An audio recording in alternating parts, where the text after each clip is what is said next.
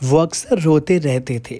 राजेश खन्ना के roommate girlfriend Anita Advani ने उनके बारे में किए शॉकिंग खुलासे। राजेश खन्ना और डिंपल कपाड़िया की शादी साल 1973 में हुई थी। हालांकि शादी के एक दशक बाद दोनों एक दूसरे से अलग हो गए थे, लेकिन उनका तलाक नहीं हुआ था। इसके बाद राजेश खन्ना ने अभिनेत्री अनीता आडवाणी के साथ रहना शुरू कर दिया था। अनीता ने अब एक्टर के बारे में कई चौंका देने वाले खुलासे किए थे कुछ समय पहले। राजेश खन्ना का नाम बॉलीवुड के दिग्गज एक्टर्स में से एक माना जाता है। एक्टर का साल 2012 में 69 साल की उम्र में निधन हो गया था। एक्टर लंबे समय से ब्लड कैंसर से जूझ रहे थे। साल 1973 में उन्होंने डिंपल कपाड़िया से शादी की थी, लेकिन इसके बाद एक दशक बाद दोनों एक दूसरे से अलग हो गए। हालांकि उनका कभी भी तलाक नहीं हुआ था। कहा तो ये भी जाता है कि डिंपल उस समय राजेश खन्ना के साथ थी जब वो बीमारी से जूझ रहे थे। वहीं कहा यह भी जाता है कि साल 2004 से कथित तौर पर वो एक्ट्रेस अनीता आडवाणी के साथ रहने लगे थे और जीवन के अंतिम समय तक वो उन्हीं के साथ थी।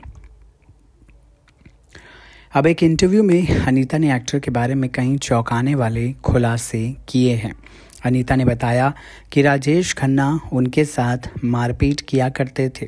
इसके अलावा उन्होंने उनके लिए करवा चौथ का व्रत भी रखा था। अनीता ने बताया कि राजेश खन्ना अक्सर रोते रहते थे और अपनी मौत को बुलावा देते थे। अनीता आडवाणी ने यूट्यूब चैनल अवंती फिल्म्स को इंटरव्यू दिया था। इसमें उन्होंने राजेश खन्ना से जुड़े कई सवालों के जवाब दिए। अनीता से पूछा गया कि उन्होंने कभी एक दूसरे से शादी क्यों नहीं की। इस पर अनीता ने कहा, उन्होंने मुझे बालाजी के सामने एक कड़ा यानी कंगन दिया था।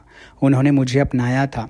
अनीता ने आरोप लगाया था कि एक्टर उन्हें नशे में धुत होकर मारते पीटते थे। अनीता ने कहा, वो स्वभाव से बहुत शांत थे, ज़्यादा वायलेंट नहीं थे, लेकिन हाँ कभी कभी मुझे मार देते थे, इसलिए मैं उन्हें पलट कर मारती थी। ये मेरे रिफ्लेक्शन एक्शन था।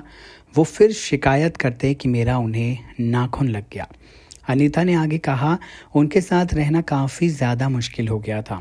एक दो ड्रिंक के बाद वो बदतमीज़ी करने लगते थे।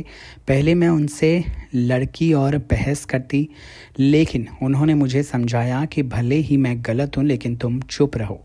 उन्होंने एक सपना था कि उनका घर आशीर्वाद म्यूज़ियम में बदल दिया जाए। इसको बेचने के लिए उनके पास 150 करोड़ की डील भी थी, लेकिन उन्होंने इसे माना नहीं। बहरहाल इस किस्से को लेकर आपकी क्या है राय, कमेंट सेक्शन में ज़रूर लिख कर बताइए। नमस्कार।